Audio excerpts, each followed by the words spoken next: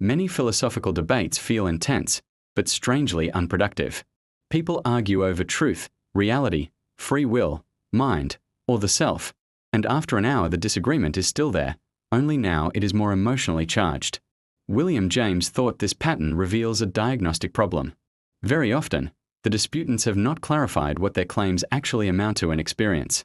They are fighting over words that have not been translated into consequences, and without consequences, a dispute can become verbal, a conflict in language rather than a conflict in what anyone should expect from the world. James's pragmatic method is his proposal for fixing that problem.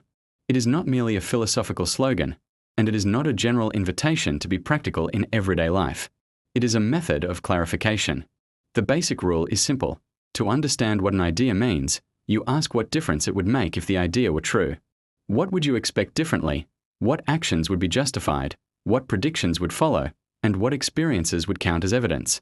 Meaning, for James, is not a shadowy essence hidden behind words. Meaning is tied to the role an idea plays in guiding expectation and conduct within the stream of experience. This is why James often begins by diagnosing certain controversies as empty until they produce a testable contrast. If two theories lead to the same expectations in every relevant circumstance, then James suspects that the alleged disagreement is not about reality at all. It is about preferred vocabulary, preferred metaphors, or preferred intellectual temperaments. The pragmatic method forces a dispute to cash out.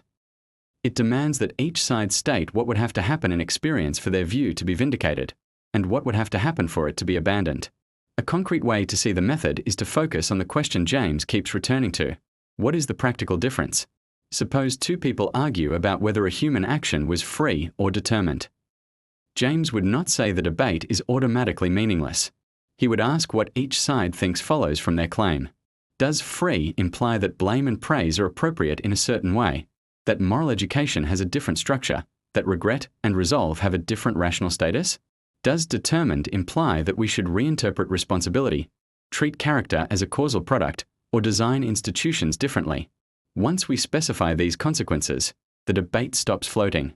It becomes a set of differences about life, not merely a set of differences about words. James uses the method not to destroy philosophy, but to discipline it. Philosophy, on his view, has two temptations. One is to become purely verbal, multiplying distinctions that do not change anything. Another is to chase absolute certainty, producing systems that feel complete but remain disconnected from the conditions under which we could ever know they are true. The pragmatic method is an attempt to keep thinking responsible. Claims must show their working relations to experience, or else their meaning remains unclear. This is also where pragmatism connects to James's broader psychological interests. In James's psychology, attention is not a minor mental faculty. It is the selective function that shapes what becomes your experience. Habit is not a moral cliché. It is the mechanism through which repeated selections become stable channels of action. Beliefs, in this framework, are not ornaments. They are rules of attention and expectation.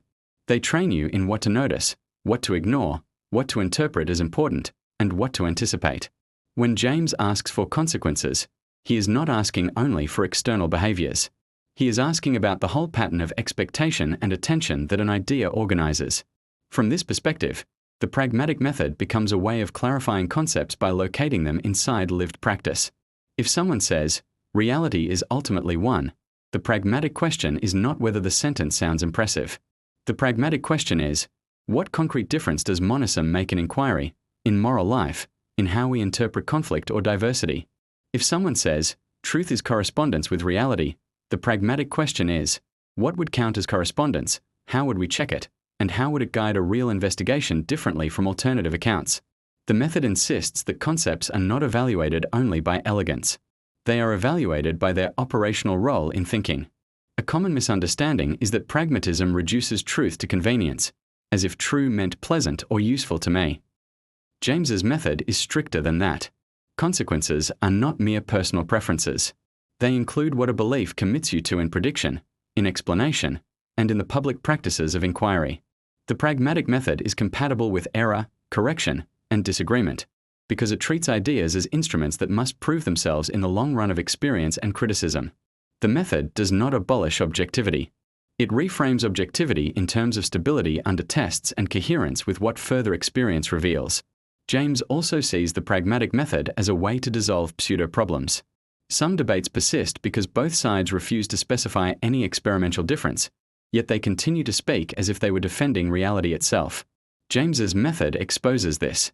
It does not insult the participants. It asks them to do the work of meaning. If you cannot specify what would change if your position were true, then you may not yet know what your position is.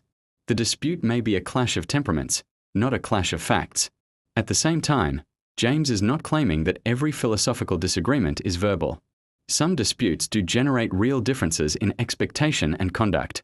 The pragmatic method helps you see which disputes matter and why. It forces clarity on the front end. Define the idea by its consequences, then test it through the experiences and practices to which it is accountable. In that sense, the pragmatic method is not anti-philosophy. It is a proposal for what philosophy should do when it wants to be more than rhetoric. If we state James's ambition in the most compact way, it is this: an idea's meaning is found in the difference it makes, and the only honest way to debate ideas is to specify those differences. That is why pragmatism, for James, is not merely a theory. It is a discipline of thought. It asks you to translate abstraction into expectation, and expectation into experience, until the concept either becomes clear or dissolves into empty language.